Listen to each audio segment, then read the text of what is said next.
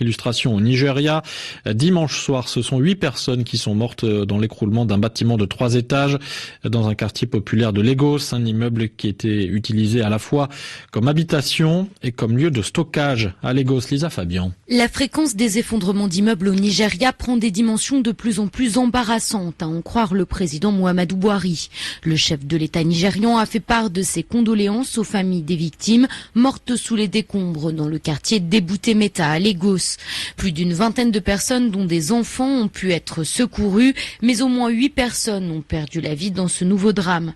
Dans son message, le président Muhammadu Buhari a demandé aux autorités de prendre les mesures nécessaires pour que des contrôles plus stricts soient établis, alors que selon les spécialistes, la plupart des immeubles sont construits sans étude préalable des sols. En novembre, 45 ouvriers qui travaillaient dans un gratte-ciel en construction avaient perdu la vie après l'effondrement de l'immeuble de 21 étages à Lagos. Lisa Fabian, Lagos, RFI. Et selon le chercheur nigérian Olasunkanmi Habib Okunola, entre 2005 et 2016, ce sont plus de 150 immeubles qui se sont effondrés au Nigeria. Il explique que les immeubles résidentiels sont les plus frappés car les normes de construction y sont moins respectées. La plupart des immeubles qui s'effondrent à Lagos sont résidentiels. Il y a environ 26 millions de personnes qui vivent aujourd'hui dans la capitale économique. La demande pour construire des immeubles résidentiels est donc très importante. La plupart de ces immeubles sont développés par des particuliers, contrairement aux magasins ou aux bâtiments administratifs dont la construction est supervisée par des organisations ou par des entreprises, car ils ne veulent pas que leur nom ait une mauvaise image. Ces bâtiments-là sont donc construits de manière très encadrée.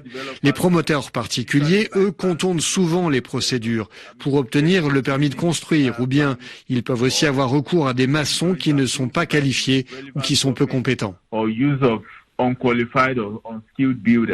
Des propos recueillis par Lisa Morisseau. Enfin, c'est aujourd'hui la journée mondiale de la liberté de la presse, alors que d'après Reporters sans frontières, on compte pas moins de 480 journalistes emprisonnés et que 46 ont par ailleurs été tués l'an dernier. En 2021, c'est l'occasion pour nous de penser à Olivier Dubois, le journaliste français enlevé par des djihadistes dans le nord du Mali en avril de l'an dernier, alors qu'il était en reportage dans la région de Gao. RFI, 8h45 ici à Paris. Je vous laisse en compagnie de Nathalie Amar.